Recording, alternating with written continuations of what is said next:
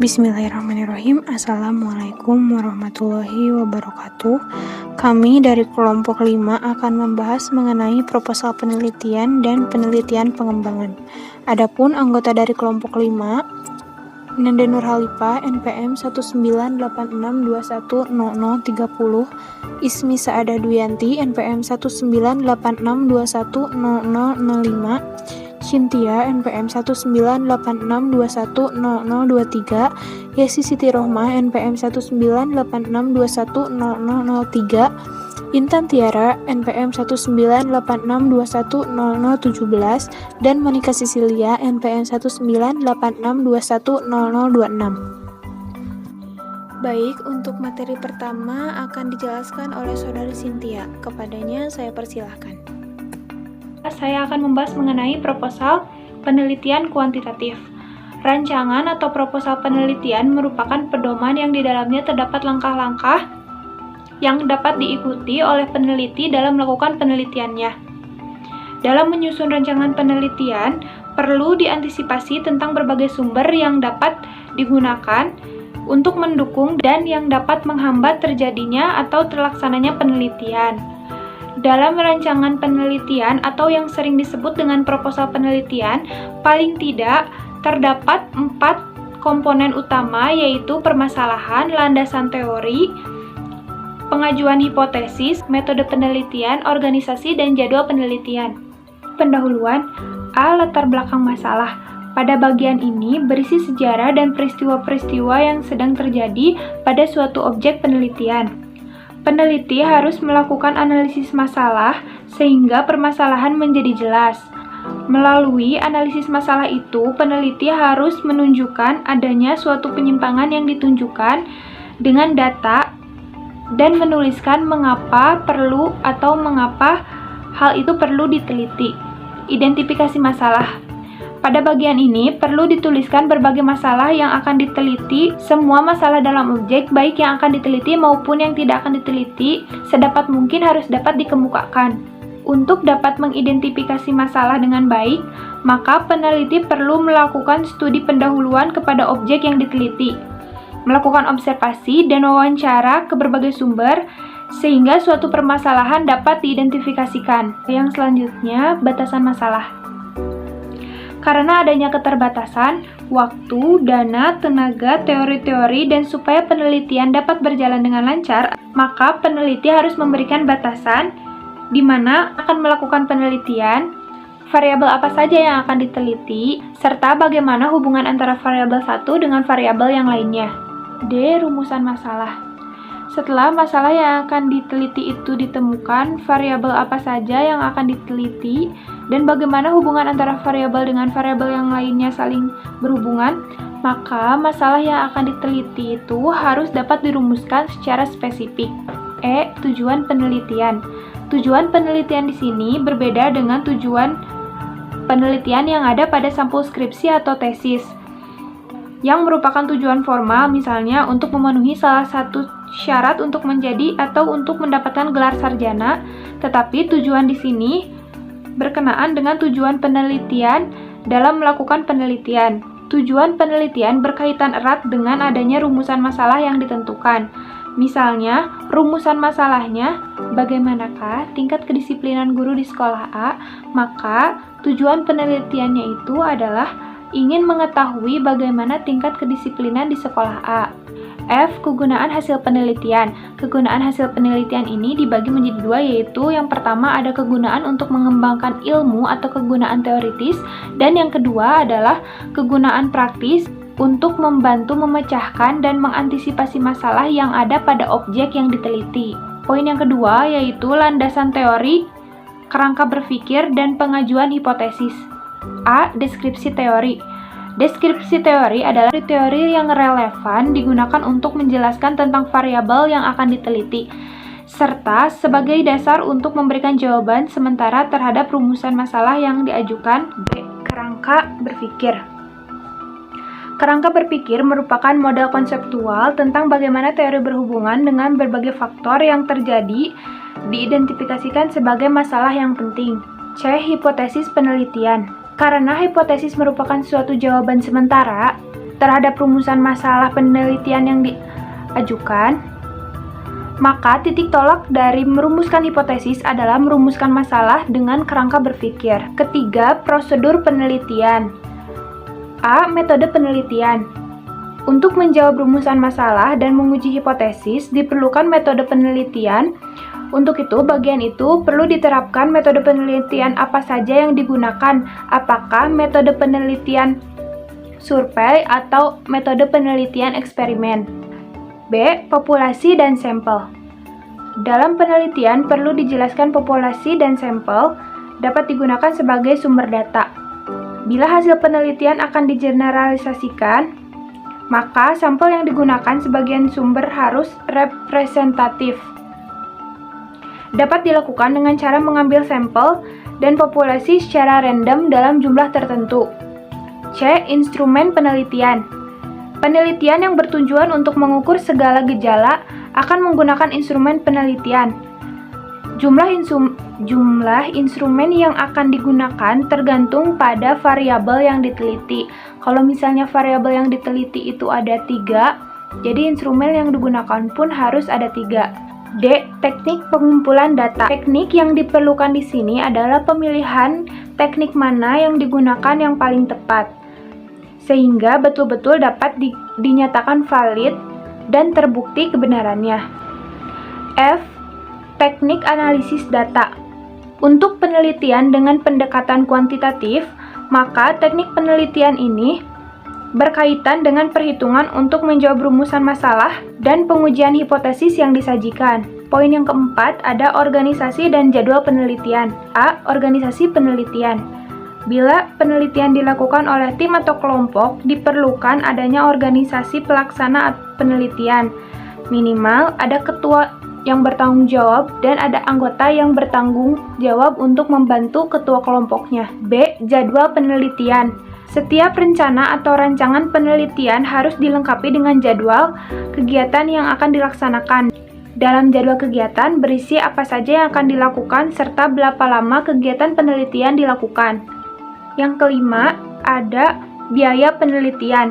Biaya merupakan hal yang sangat penting dalam kegiatan penelitian. Jumlah biaya yang diperlukan tergantung dengan profesionalisme tenaga peneliti dan pendukungnya, tingkat risiko kegiatan yang dilakukan, jarak tempuh antara peneliti dengan kegiatan penelitiannya, serta tempat tinggal dan lamanya penelitian yang dilakukan. Biasanya, biaya penelitian pada umumnya 60% digunakan untuk tenaga dan 40% digunakan untuk biaya pendukung. Baik, terima kasih kepada Saudari Cynthia yang telah menyampaikan materinya. Untuk materi selanjutnya akan dijelaskan oleh Saudari Nende Nurhalifah. Kepadanya saya persilakan. Baik, di sini saya akan menjelaskan mengenai proposal penelitian kualitatif. Dalam penelitian kualitatif, karena permasalahan yang diteliti sudah jelas, realitas dianggap tunggal, tetap teramati, pola pikir edukatif, maka proposal penelitian kualitatif dipandang sebagai blueprint yang harus digunakan sebagai pedoman baku untuk melaksanakan dan mengendalikan penelitian. Sedangkan dalam metode kualitatif yang berpandangan bahwa realitas dipandang suatu holistik atau kompleks, dinamis, penuh makna, dan pola pikir edukatif sehingga permasalahan belum jelas, maka proposal penelitian kualitatif yang dibuat masih bersifat sementara dan akan berkembang setelah penelitian memasuki objek penelitian atau situasi penelitian atau juga situasi sosial.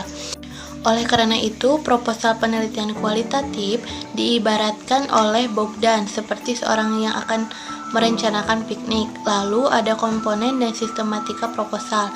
Di dalam komponen sistematika dalam proposal ini, penelitian kualitatif tidak berbeda dengan penelitian kuantitatif. Seperti telah dikemukakan, yang berbeda adalah bahwa semua komponen dalam proposal penelitian kuantitatif sudah merupakan hal yang baku, sedangkan dalam proposal penelitian kualitatif bersifat sementara dan akan berkembang setelah penelitian berada di lapangan. Setelah itu lapangan mungkin masalah, fokus, teori teknik pengumpulan data, analisis data, bahkan judul penelitian bisa berubah. Komponen dalam proposal penelitian tersebut secara garis besar terdiri atas pendahuluan, landasan teori, metode penelitian, jadwal penelitian, organisasi penelitian, biaya penelitian. Komponen dalam proposal tersebut dapat disusun dan dalam bentuk sistematika proposal. Di dalam pendahuluan ini ada latar belakang penelitian, rumusan masalah, tujuan penelitian, manfaat, lalu yang kedua itu ada prosedur penelitian. Di dalam prosedur penelitian ini ada metode dan alasan mengapa menggunakan metode tersebut. Yang kedua ada tempat penelitian, yang ketiga ada instrumen penelitian, yang keempat ada stempel sumber data, yang kelima ada teknik pengumpulan data, dan yang keenam ada teknik analisis data, yang terakhir ada rencana pengujian keabsahan data. Lalu ada organisasi dan jadwal penelitian. Baik, terima kasih kepada Nanda Nur Halifah yang telah menyampaikan materinya. Untuk materi selanjutnya akan disampaikan oleh Saudari Intan Tiara. Kepadanya saya persilahkan. Metode penelitian dan pengembangan. A. Pengertian metode penelitian dan pengembangan telah banyak digunakan pada bidang-bidang ilmu alam dan teknik. Hampir semua produk teknologi seperti alat-alat elektronik, kendaraan bermotor, pesawat terbang, kapal laut, senjata, obat-obatan, alat kedokteran, bangunan gedung bertingkat, dan alat rumah tangga yang modern diproduk dan dikembangkan melalui penelitian dan pengembangan bisa juga digunakan dalam bidang ilmu sosial seperti psikologi, sosiologi, pendidikan, manajemen, dan lain-lain. B. Langkah-langkah penelitian dan pengembangan tersebut ditunjukkan pada penjelasan sebagai berikut. 1. Potensi dan masalah. Penelitian dapat berangkat dari adanya potensi atau masalah. Potensi adalah segala sesuatu yang bila digunakan akan memiliki nilai tambah. Sebagai contoh, di pantai selatan Pulau Jawa terdapat potensi angin dan sinar matahari. Kedua potensi tersebut dapat dikembangkan menjadi energi mekanik yang dapat digunakan untuk listrik atau untuk turbin air. 2. Mengumpulkan informasi. Setelah potensi dan masalah dapat ditunjukkan secara faktual dan update, maka selanjutnya perlu dikumpulkan berbagai informasi yang dapat digunakan sebagai beban untuk perencanaan produk tertentu yang diharapkan dapat mengatasi masalah tersebut. Dalam hal ini, penelitian perlu melakukan penelitian unit-unit pelayanan apa saja yang bertugas memberikan pelayanan kepada masyarakat. Misalnya, ditemukan 24 unit yang melakukan pelayanan. 3. Desain produk. Desain produk harus diwujudkan dalam gambar atau bagan sehingga dapat digunakan sebagai pegangan untuk menilai dan membuatnya pada contoh tentang produk pendidikan. Di atas hasil akhir dari kegiatan ini adalah berupa desain metode, yaitu rancangan metode pembelajaran baru. 4. Validasi desain. Validasi desain merupakan proses kegiatan untuk menilai apakah rancangan produk, dalam hal ini metode mengajar baru, secara rasional akan lebih efektif dari yang lama atau tidak. Validasi produk dapat dilakukan dengan cara menghindarkan beberapa pakar atau tenaga ahli yang sudah berpengalaman untuk menilai produk baru yang dirancang tersebut. 5. Perbaikan desain. Setelah desain produk divalidasi melalui diskusi dengan pakar dan para ahli lainnya, maka akan dapat dicoba untuk dikurangi dengan cara memperbaiki desain. 6. Uji coba produk. Dalam bidang pendidikan, desain produk seperti metode mengajar baru dapat langsung diuji coba. Setelah divalidasi dan direvisi, uji coba tahap awal dilakukan dengan simulasi penggunaan metode mengajar tersebut. Setelah disimulasikan, maka dapat diuji cobakan pada kelompok yang terbatas. Pengujian dilakukan dengan tujuan untuk mendapatkan informasi apakah metode mengajar baru tersebut lebih efektif dan efisien dibandingkan metode pengajar yang lama atau yang baru. Baik, terima kasih kepada Saudari Intan yang telah menyampaikan materinya. Untuk materi selanjutnya akan disampaikan oleh Saudari Yesi Siti Rohmah. Kepadanya saya persilahkan. Baik, di sini saya akan melanjutkan materi sebelumnya. Di sini yang ketujuh ada revisi produk. Penyajian efektivitas metode mengajar baru pada sampel menunjukkan bahwa metode mengajar baru lebih efektif daripada mengajar metode lama. Yang kedelapan yaitu ada uji coba. Setelah penyajian terhadap produk hasil dan mungkin ada revisi yang tidak terlalu penting. Yang kesembilan ada revisi produk. Revisi ini dilakukan apabila di dalam lembaga pendidikan terdapat sebuah kekurangan. Yang kesepuluh ada pembuatan produk massal. Bila produk yang berupa metode mengajar baru telah efektif, maka mengajar baru dapat diterapkan. Baik, terima kasih kepada Yesi Siti Rohmah yang telah menyampaikan materinya. Untuk materi selanjutnya akan disampaikan oleh Saudari Ismi Saada Duyanti. Kepadanya saya persilahkan. Baik, di sini saya akan menjelaskan tentang laporan penelitian R&D atau Research and Development. Ini merupakan metode penelitian yang digunakan untuk meneliti sehingga akan menghasilkan produk baru. Kemudian selanjutnya akan diuji kelayakan dari produk tersebut. Kemudian saya akan menjelaskan mengenai sistematika laporan penelitian R&D. Yang pertama, dari sistematika laporan R&D itu harus membuat halaman atau judul. Kemudian termuat abstrak, kata pengantar, daftar isi dari laporan, daftar gambar yang digunakan, serta daftar tabel. Kemudian dari bab 1 kita harus memuat pendahuluan, yang mana pendahuluannya berisi tentang latar belakang, rumusan masalah, tujuan, dan manfaat. Kemudian dilanjut dengan bab 2 yaitu landasan teori, kerangka berpikir, dan panduan atau pengajuan hipotesis, yang berisi tentang deskripsi teori, kerangka berpikir, dan hipotesis atau produk yang dihasilkan dari penelitian R&D tersebut.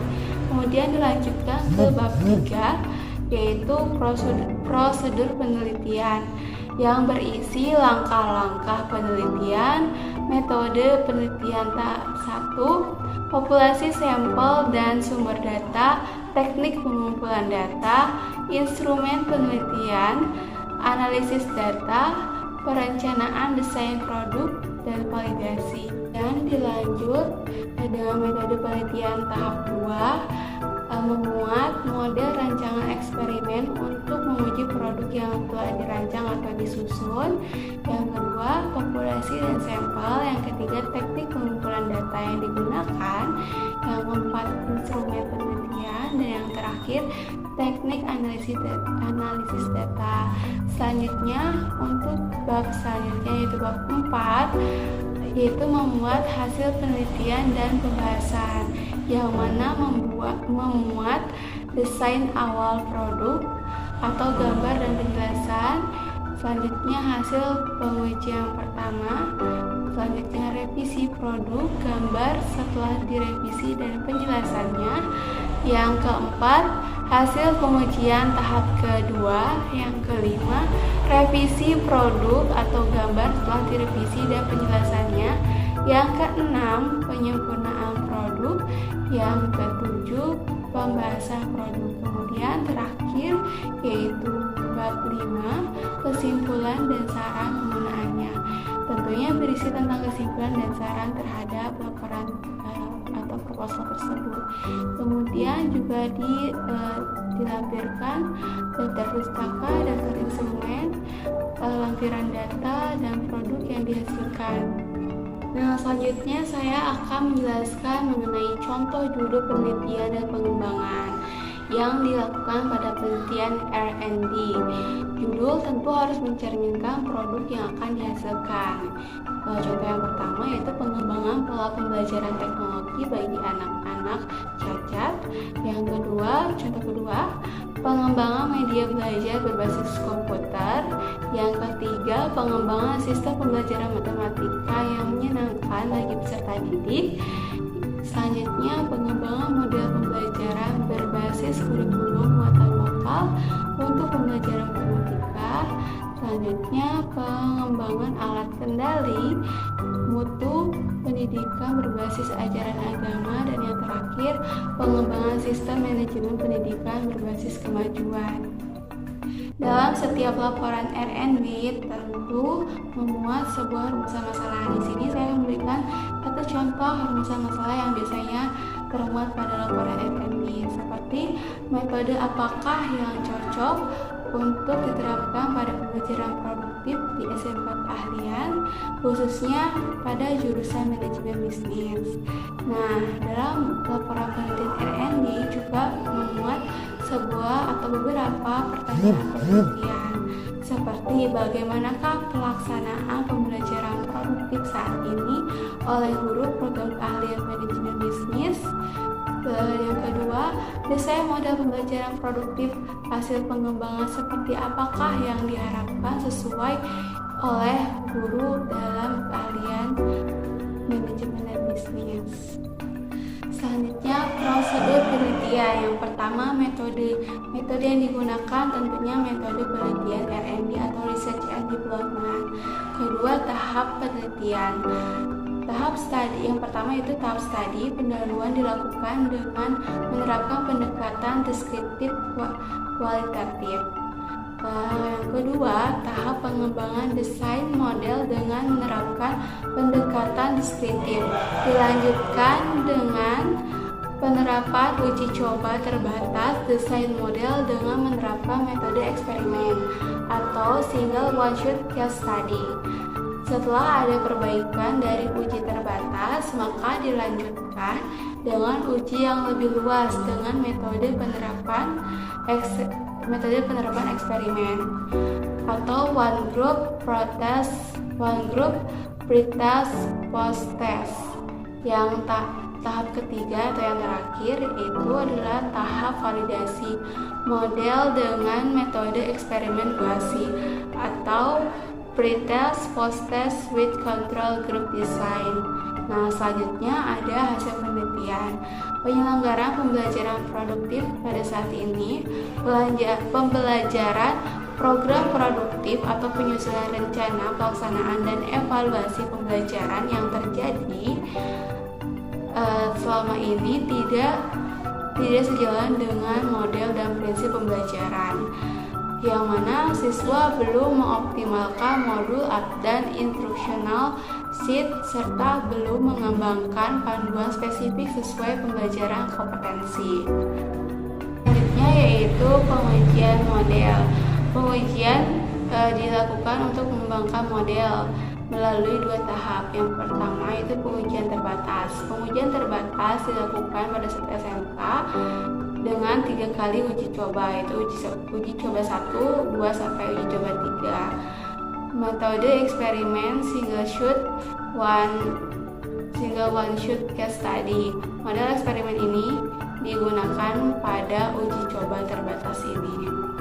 Selanjutnya, pengujian model. Pengujian model diuji untuk mengembangkan model dilakukan dengan 2 tahap. Yang pertama, pengujian terbatas. Pengujian terbatas dilakukan pada 1 SMK dan 3 kali uji coba. Uji coba 1, uji coba 2, dan uji coba 3. Metode eksperimen model single one shot case study ini dilakukan pada tahap ini. Nah, seperti yang bisa kita lihat pada tabel, berdasarkan tabel tersebut terlihat bahwa nilai rata-rata uji coba 2 tentu lebih besar dan berbedaan secara signifikan dengan nilai uji coba, yaitu 71,28 lebih besar dari 68,67. Dapat disimpulkan dari uji coba tersebut bahwa model yang dihipotesiskan terbukti akan efektif berdasarkan pada pengujian terbatas. Dalam uji coba SMK tersebut, maka dapat diperoleh hasil seperti substansi isi dan fleksibilitas, Struktur desain model termasuk pada kategori yang tinggi. Penerapan desain model memberikan kemudahan guru dalam penilaian dan pembelajaran serta evaluasi hasil pembelajaran. Yang ketiga yaitu meningkatkan prestasi siswa secara signifikan. Terima kasih kepada Saudari Ismi yang telah menyampaikan materinya. Untuk materi selanjutnya akan disampaikan oleh Saudari Monica Sisilia. Kepadanya saya persilahkan.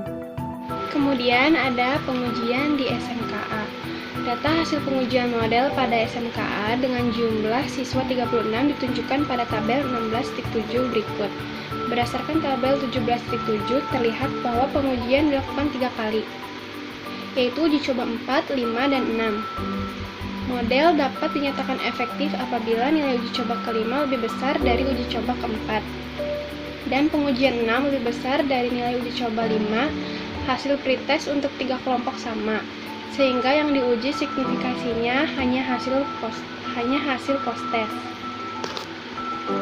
Berdasarkan tabel 16.7 tersebut terlihat bahwa nilai rata-rata uji coba 5 atau 73,18 lebih besar dari nilai rata-rata uji coba 4 yaitu 71,17.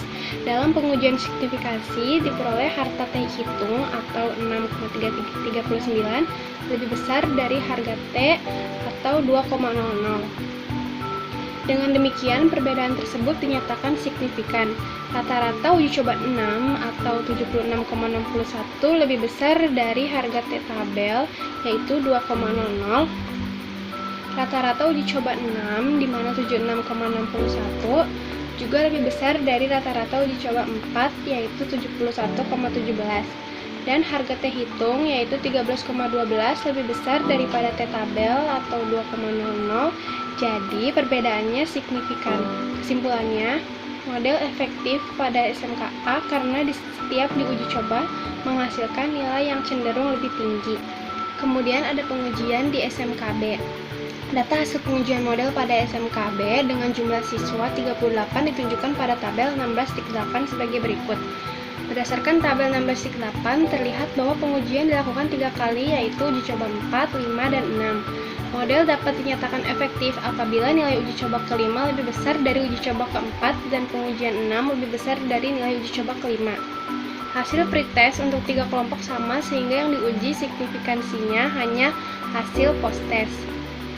Berdasarkan tabel 16.8 terlihat bahwa nilai rata-rata uji coba 5 yaitu 70,39 lebih besar dari nilai rata-rata uji coba 4 atau 67,55. Dalam pengujian signifikasi diperoleh harta T hitung atau 7,40 lebih besar dari harga T atau 2,00. Dengan demikian perbedaan tersebut dinyatakan signifikan.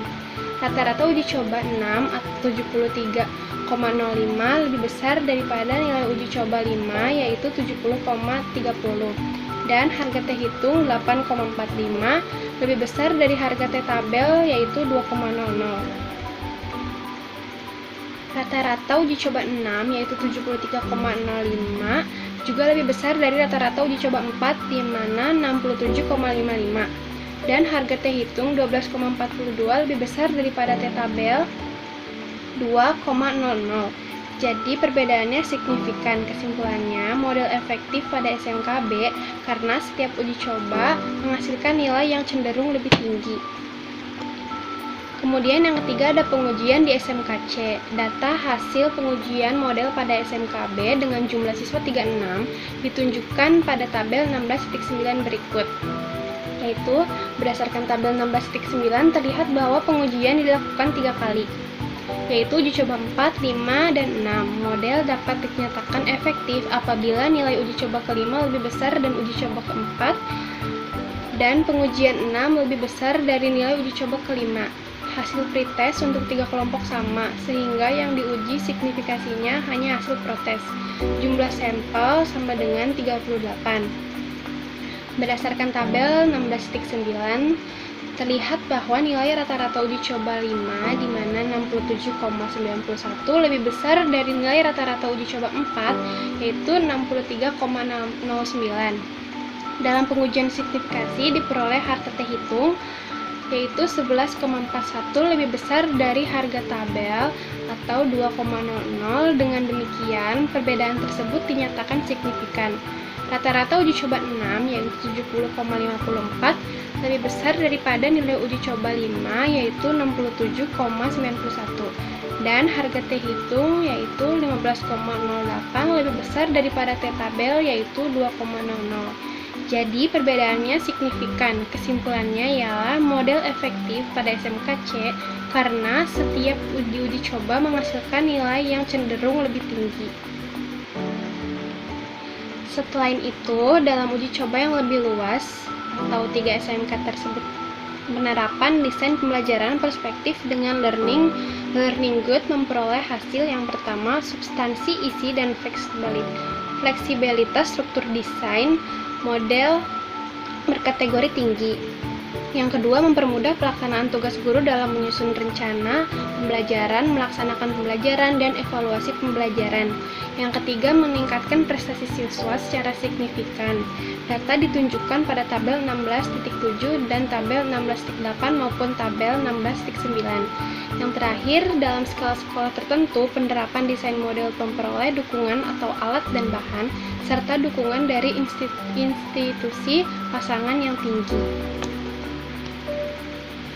Kemudian ada tingkat keterterapan model. Data tentang tingkat keterterapan model ditunjukkan pada tabel 16.10 berikut. Model diuji cobakan pada SMK A, SMK B, dan SMK C yang masing-masing terakreditasi dengan sangat baik, dan sedang.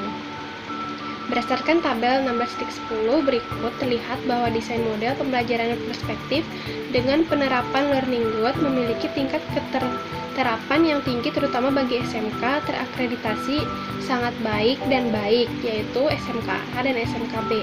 Sedangkan SMK yang terakreditasi C, yaitu SMK C, faktor yang kurang mendukung dalam penerapan model terutama yang berkaitan dengan alat dan bahan pembelajaran produktif yang tersedia, serta dukungan institusi pasangan dalam penyelenggaraan pembelajaran.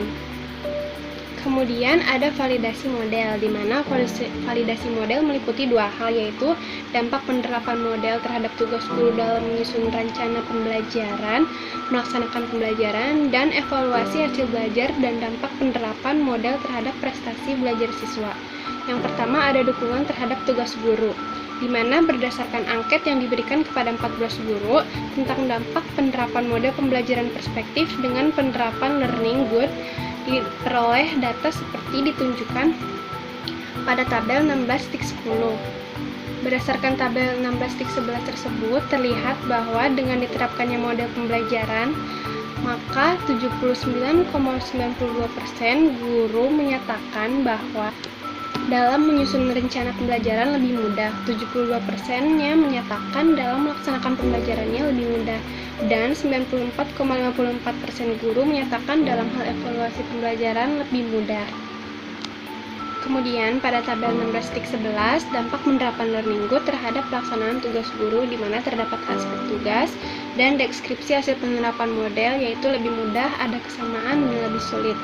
Aspek tugas yang pertama menyusun rencana pembelajaran dengan lebih mudah itu 76,92 pada seluruh komponen, yaitu 23,08% pada modul diklat.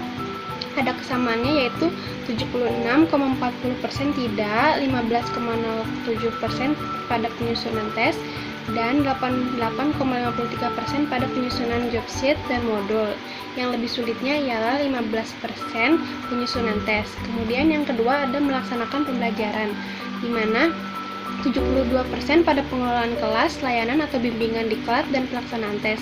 Yang 24%-nya layanan dan bimbingan siswa, dan 4% pada pelaksanaan tes. Kemudian kesamaannya 80% tidak, 16% di pelaksanaan tes, dan 4% pada layanan bimbingan. Yang lebih sulitnya ialah 5,66% pada pelaksanaan tes dan 3,77% pada pembimbingan siswa. Yang terakhir ada melaksanakan evaluasi hasil belajar, di mana yang lebih mudahnya yaitu 94,54% pada penyusunan, pelaksanaan, tes, dan remedial, 5,46% pada penyusunan tes. dan ada kesamaan 78,80%, tidak 8,14% pelaksanaan remedial, dan 13,06% pelaksanaan tes. Lebih sulitnya ialah 3,71% pada penyusunan tes. Baik, sekian yang dapat kelompok kami sampaikan. Mohon maaf bila ada kesalahan dalam penyampaian materi. Semoga materi yang kami sampaikan dapat bermanfaat. Terima kasih atas perhatiannya. Wassalamualaikum warahmatullahi wabarakatuh.